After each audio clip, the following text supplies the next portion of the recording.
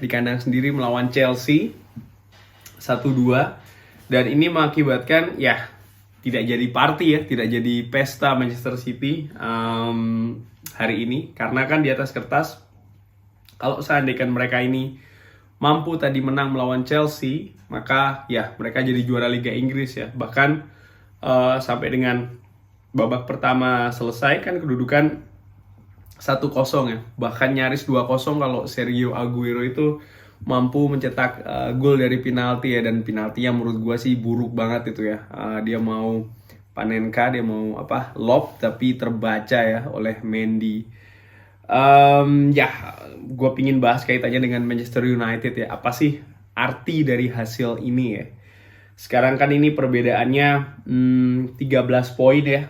Manchester City di peringkat pertama masih dengan nilai 80, lalu Manchester United ini dengan 67 ya. Cuman Manchester United ini masih menyimpan 2 pertandingan ya. Di atas kertas, kalau seandainya Manchester United ini mampu menyapu bersih 2 pertandingannya ini ya, yang tertinggal dari Manchester City kan 35, Manchester United 33. Kalau mampu meraih sapu bersih semua, maka Manchester United ini akan memiliki poin 73 atau beda 7 poin dari Manchester City ya. Artinya apa sih sebenarnya? Kalau menurut gua ya, ringan amatiran, hasil pertandingan tadi itu hanya sebagai hiburan lah katakanlah ya, sebagai untuk gua fansnya Manchester United ya, menyaksikan Manchester City kalah lagi-lagi ya di kandang sendiri. Selebihnya sih tidak ya, karena apa? Walaupun toh Manchester United ini mampu menyapu bersih laga ya, katakanlah 2 laga ini 73 poinnya, bedanya masih 7. Dan di atas kertas secara matematis Manchester City ini masih hanya tinggal yaitu tadi ya, membutuhkan 1 kali kemenangan ya. Dan kalau gue lihat lawan-lawan Manchester City ini di 3 pertandingan terakhir ya, mereka akan tandang melawan Newcastle, lalu mereka akan melawan Brighton, dan terakhir mereka di kandang sendiri akan menghadapi Everton ya. Newcastle United lawan selanjutnya oke lah, mereka baru saja menang 2-4 ya melawan Leicester, dan ini merupakan kejutan. Dan gua kalau ngelihat rekor pertandingan dari Newcastle ini paling tidak di 6 pertandingan terakhir ini cukup bagus ya, dimana dari 6 pertandingan ini mereka hanya menderita sekali kekalahan ya, yaitu ketika mereka di kandang sendiri ditaklukkan oleh Arsenal. Tapi lagi-lagi secara matematis, secara di atas kertas kualitas antara Manchester City dan Newcastle ini kan terpaut jauh ya, ada gap di situ ya. Pun kalau gua melihat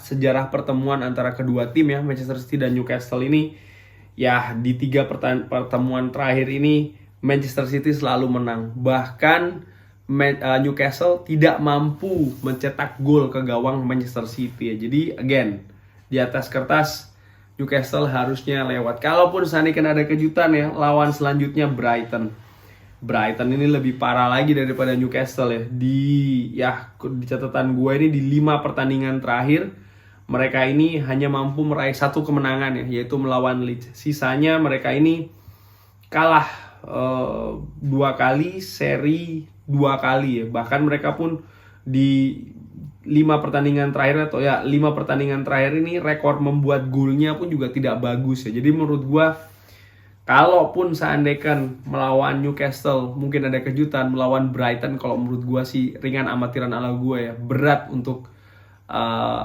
untuk ada kejutan di situ ya. Artinya kemungkinan besar sih Manchester City akan mengunci gelar juaranya ya. Ya kalau gue sih ringan amatiran akan dikunci ketika melawan Newcastle ya.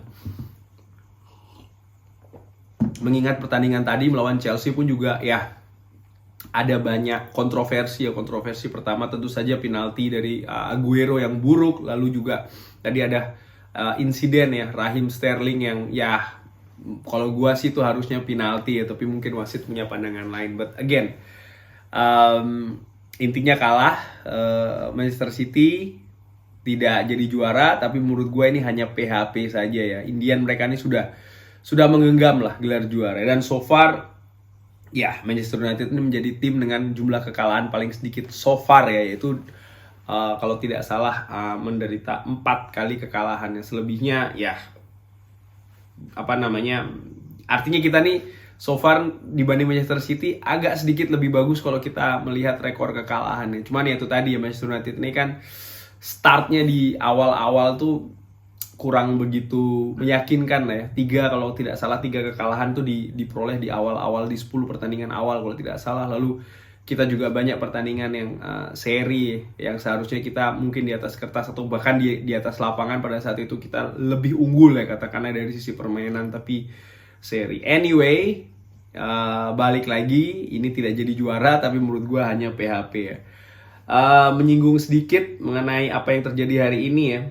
Ini kan barusan Liverpool menang 2-0 melawan Southampton ya, dan ini menurut gue ada pengaruhnya juga ke Manchester United. Pengaruh lainnya ini adalah ke sisi tiket Liga Champions ya. Jadi kalau gue ngeliat sekarang ini peringkat ke-5 dan ke-6 ini diraih oleh West Ham dan Liverpool masing-masing dengan nilai 58 dan 57 ya. Dan kalau gue ngeliat katakanlah dari West Ham ini ya masih dengan sisa 4 pertandingan ya. Jadi kalau sapu bersih semuanya maka akan memperoleh nilai 70 ya.